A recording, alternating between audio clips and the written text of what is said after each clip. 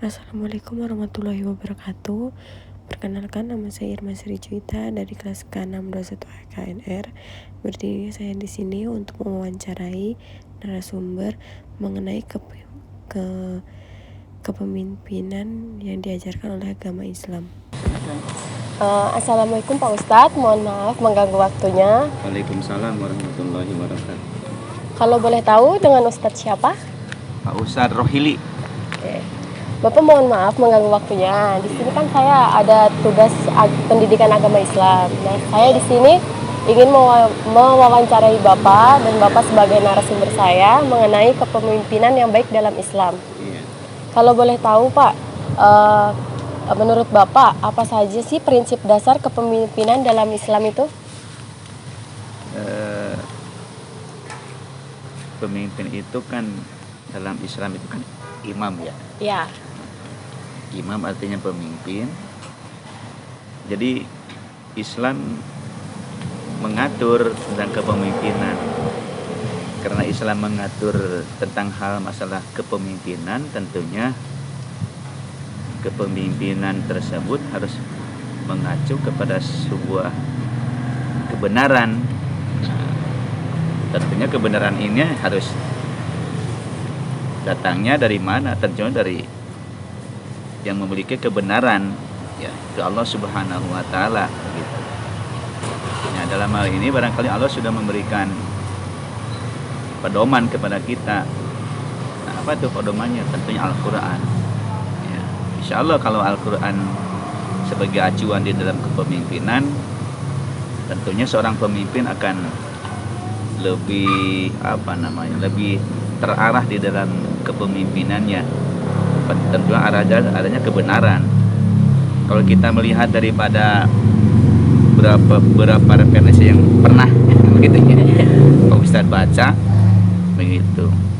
Jadi seorang pemimpin itu harus punya prinsip ya bertauhid yang kuat begitu ya, atau keyakinan ya. Tentunya berkeyakinan jangan kemana-mana, kepada Allah Subhanahu wa taala sebagai sandaran di dalam ya kehidupan seorang pemimpin. Ini sangat penting ya, prinsip tauhid ini ya. Karena apa? Karena Allah Subhanahu wa taala juga sudah memberikan ya arahan kepada kita untuk senantiasa beribadah kepada Allah Subhanahu wa taala, dan jangan sekali-kali menyekutukan atau menduakan kepadanya gitu.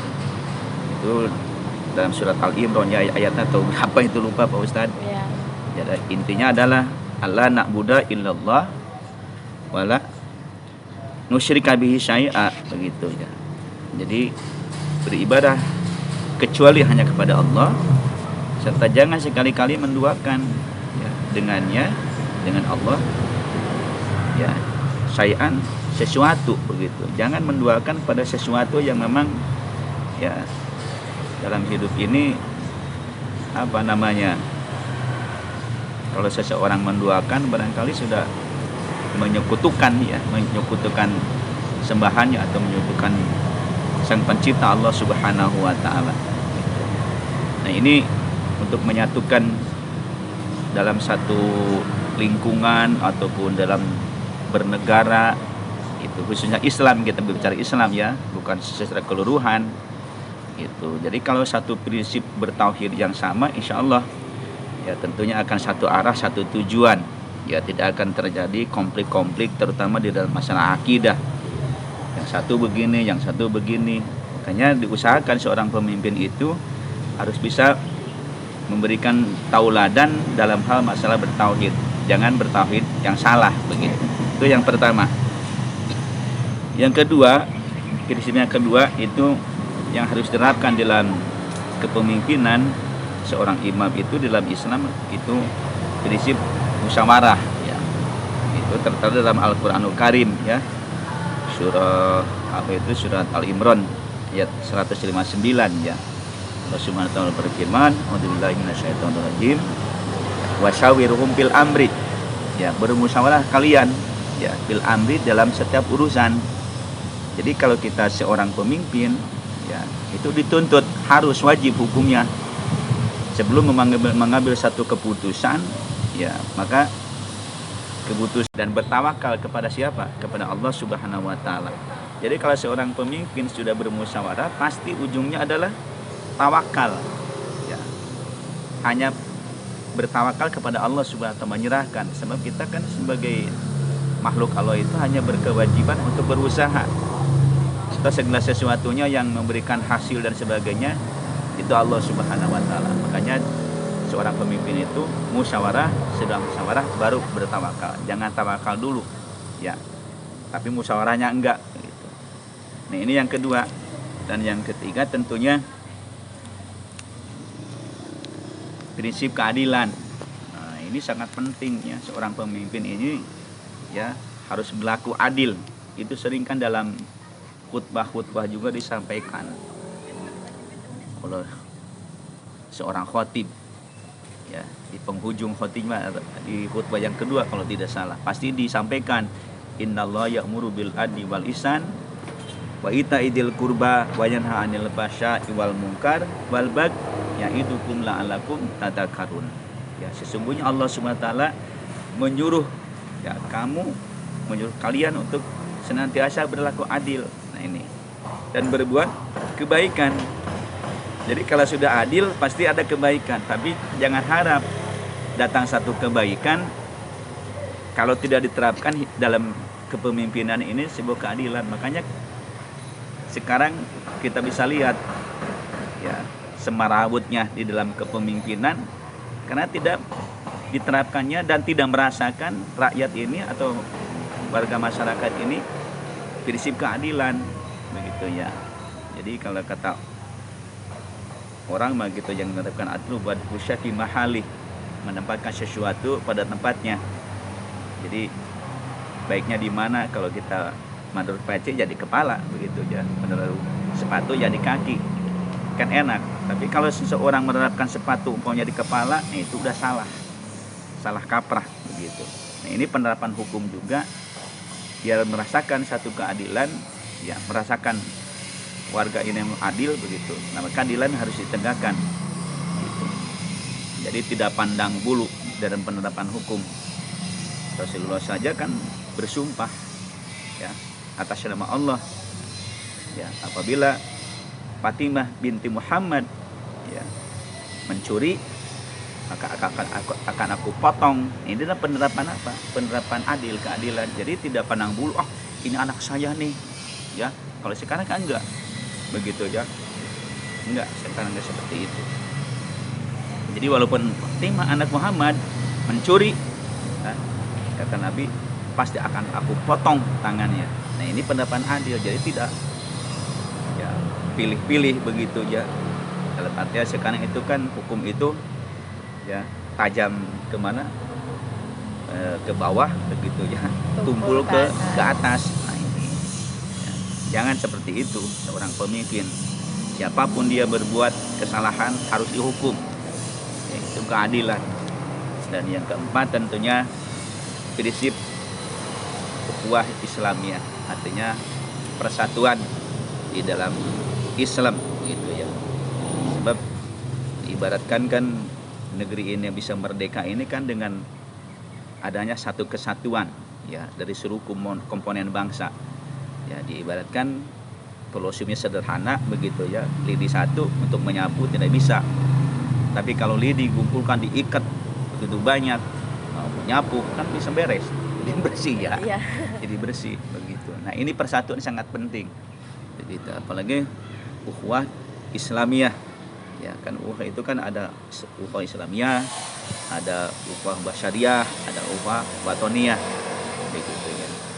Nah, ini Allah SWT sudah mewanti-wanti kepada kita sebagai umat Islam harus senantiasa berpegang kepada satu tali ya, tali agama Allah.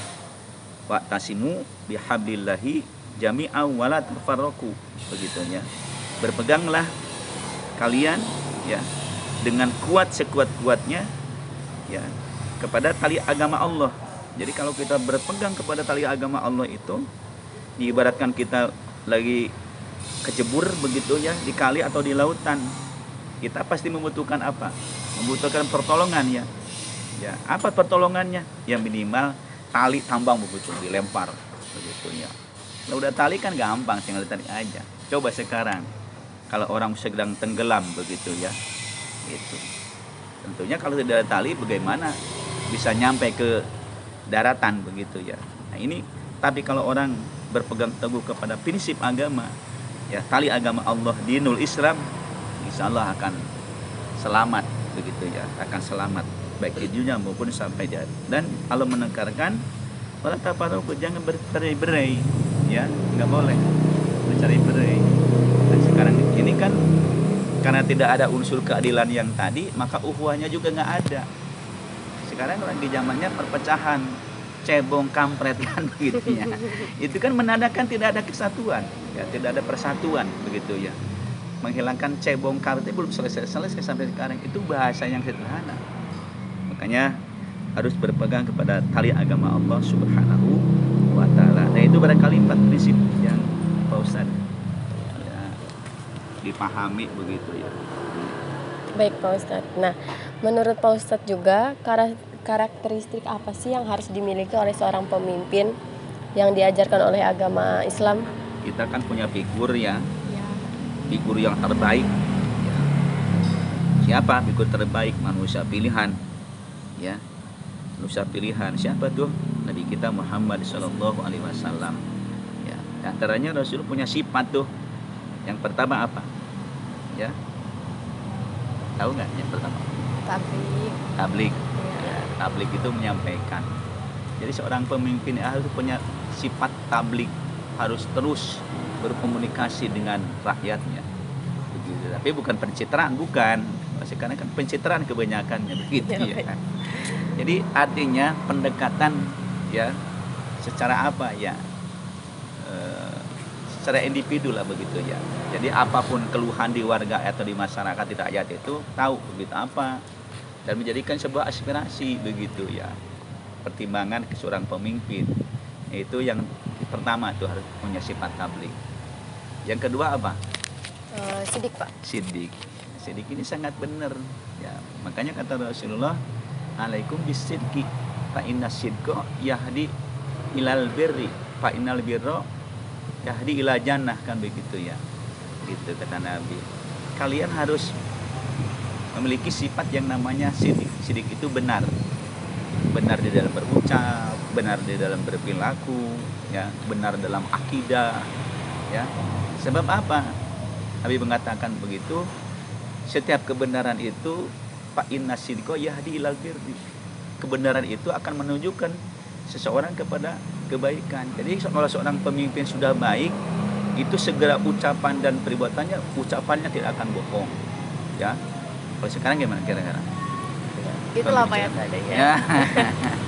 banyak bohong, banyak janji, banyak bohongnya kan, begitu. Karena apa? Karena tidak sidik. Tapi kalau sidik, yahdi ilal birri, akan menunjukkan kepada kebaikan-kebaikan. Kalau seorang pemimpin sudah baik, yahdi ilal jannah, akan mengantarkan ya dirinya kepada surganya Allah Subhanahu wa taala. Ya. Nah, yang ketiga amanah. Iya. Gitu ya. Benar. Artinya itu amanah, percaya. Jangan khianat. Sudah dipilih oleh pemimpin, maka Islam menekankan harus amanah. Bahwa ini hakikatnya amanah dari Allah Subhanahu wa taala. Ya. Dan yang terakhir harus fatonah, harus cerdas, pinter. Ya. Ini Islam menekankan harus pinter pemimpin itu. Jangan pelongok-pelongok begitu. Iya. Pelongok-pelongok ya, di luar negeri ya. Udah jauh bukan zamannya lagi kata Pak Ustadz nih. Iya. Begitu ya, suka lihat TV begitu ya. Sebenarnya pertemuan sama si Pak Joe Biden begitu ya. Gitu di Amerika. Masih pakai jubir. Udah 2023 masih pakai jubir begitunya. Ya, pemimpin yang cerdas itu harus bisa ya berkomunikasi ya di kancah dunia begitu, internasional begitu. Nah, ini Islam ya mengharuskan seorang pemimpin harus pintar, cerdas, ya, bisa memutuskan segala sesuatu hal. Ya, jangan dilempar ke sana ke sini. Segala kewajiban tanggung jawab ada di dia. Segala pemutusan segala sesuatunya yang memutuskan itu dia, punya kebijakan. Karena apa? Karena diamanahi itu oleh warga, oleh rakyat Indonesia khususnya umpamanya ya. Nah, makanya harus bisa memutuskan. Sekarang masih berlaku tanda tangannya kan. Nah, itu amanah, tanda tangan itu harus yang baik-baik aja begitu. Itu patonah, pinter gitu ya, amanah. Dapat dipercaya, kalau sudah dapat dipercaya, insya Allah akan pinter, akan bijak di dalam menyikapi segala sesuatu ya, terutama kepada kaum muslimin itu. Ya itu barangkali. Nah, ada lagi nih Pak Ustadz. Menurut Pak Ustadz, ciri-ciri pemimpin yang baik itu kan dalam Islam apa aja sih Pak? Selain tadi sifat yang tadi, itu harus adil, ya harus tulus, ikhlas begitu ya. Ya. Sebab kalau tidak ikhlas, wah nanti dikeruk itu bisa gunung emas yang di sana tuh nanti.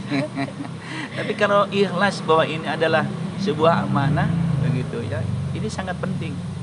Ya makanya dalam Islam itu diajarkan ketika ibadah itu harus ikhlas. Nah, kalau seorang pemimpin memimpin sebuah negara karena Allah, karena ibadah, tentunya harus disertai dengan apa? Dengan keikhlasan begitu ya. Makanya ikhlas itu belajar di dalam apa? Di dalam sholat adanya ya. Wasta'inu bis-shabri was-shalah. Memohon maaf kepada Allah itu dengan dua cara, dengan sabar, dengan sholat gitu ya, dengan sholat. Nah, seorang pemimpin itu memberikan tauladan ya, memberikan tauladan kepada siapa? Kepada umatnya atau kepada rakyatnya. Dan yang selanjutnya, seorang pemimpin itu latas alul imarah, jangan meminta kedudukan jabatan. Kalau sekarang kan kebanyakan kan, wah pengen dipilih segala lagi apa kampanyenya begitu, segala mah dicarak ditempuh begitu ya, mau haram mau halal haram juga peduli begitu kan. Yang penting goal jadi pemimpin. Padahal yang bagus itu adalah jangan sekali-kali meminta sebuah jabatan, karena kalau meminta nanti ada ujungnya begitu, ada di balik itu ada sesuatu begitu ya. Siapa tuh yang sahabat Nabi itu, Umar Pak Utsman begitu ya, ketika mendapatkan khalifah, jabatan khalifah dari Rasulullah setelah Rasulullah wafat begitu ya, itu kan bukan alhamdulillah. Apa yang diucapkan oleh sahabat Nabi? Istighfar, astagfirullahaladzim. Karena apa? Ini sebuah amanah berat begitu. Kalau kita kan dapat jabatan, alhamdulillah, kadang-kadang sujud syukur begitu. Padahal di balik itu semuanya ada berat yang itu barangkali masih banyak sebetulnya sih. Dari ketulusan, ya, keikhlasan, ya. Harus apa? Lembut di dalam berbicara, ya. Bisa apa namanya bahasanya itu? Bima rahmati minallah lintalahum walaupun tafaddun golito, ya kan ujungnya kan apa tuh, kalau seorang pemimpin tidak apa mampu menyampaikan atau berbicara dengan lemah lembut, ya kan akan berpaling begitu ya. Kenapa pemimpin sangat banyak berpaling? Karena dalam berbicaranya banyak retorika begitu ya, banyak yang dibikin-bikin, tidak sesuai dengan kenyataan ya, berbicara A tapi kenyataannya B kan begitu ya, mobil SMK begitu sampai sekarang nggak ada. Itu kan banyak hal-hal seperti itu. Kita contoh aja begitu, contoh kenyataan begitu. Sudah. Nah, untuk pertanyaan yang terakhir Pak, mengapa kenapa sih agama Islam itu mengharuskan bahwa seorang pemimpin itu harus beriman? Wah, sangat penting itu. Harus beriman ya, sebab iman ini kan sebuah prinsip yang tidak bisa ditawar. Ya, iman itu kalau lihat para sahabat membela iman itu, wah sangat-sangat gimana ya. Sahabat Bilal bin Rabah aja sampai apa dipecut di terik matahari, itu membela apa? Mempertahankan iman. Ya, karena apa? Iman ini yang akan bisa menyelamatkan ya seorang pemimpin di dunia sampai di akhirat. Ya. Ini iman. Makanya iman itu harus sebuah prinsip yang bisa tidak ditawar-tawar. Ya, kalau dibandingkan dengan harga, ya, emas berlian masih berharga iman. Ya, jabatan tinggi masih berharga iman. begitu. Makanya segala sesuatunya mengedepankan seorang pemimpin yang beriman itu tentang hal-hal yang baik begitu. Sebab melihatnya bukan hanya sekacamata dohir saja begitu, keindahan alam, tapi lebih jauh iman itu bisa melihat, memandang kepada alam-alam yang gaib begitu ya, bisa melihat apa alam kubur, alam mahsyar, alam surga dan neraka. Itu dengan kacamata iman udah kelihatan. Makanya orang yang beriman itu akan lebih takut ya, akan lebih takut ketika berbuat sesuatu mendolimi rakyat begitu ya. Iya. Baik, Pak. Nah, ini sangat penting ya, iman ini ya. Jadi iman kepada Allah, iman kepada Rasulullah ini sangat menjadi dasar ya dalam konsep kehidupan kita seorang muslim. Sebab sebesar apapun keimanan kita begitu ya, itu akan menjadikan sebuah modal untuk mendapatkan hakikat kebahagiaan, terutama nanti di akhirat. Apa artinya kita banyak harta, tinggi jabatan, kalau tidak punya modal, nol kebahagiaan. Itu kebahagiaan semu ya.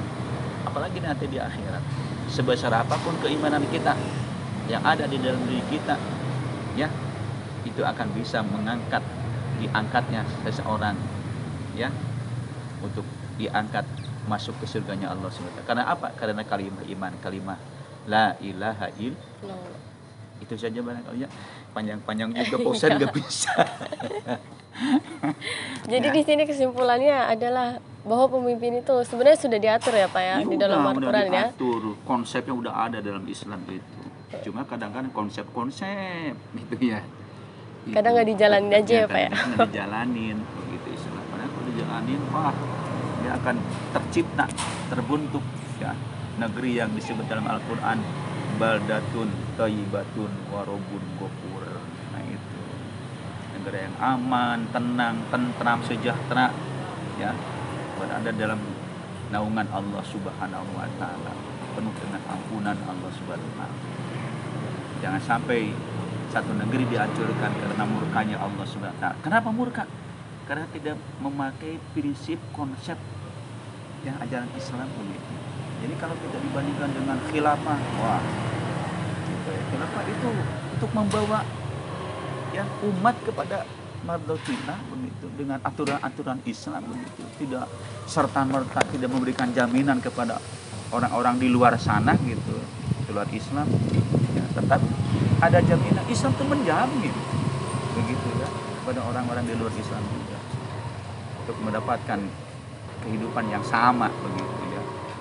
Gitu. Jangan dikira oh Islam ini begini-begini, salah itu ya, konsep seperti itu.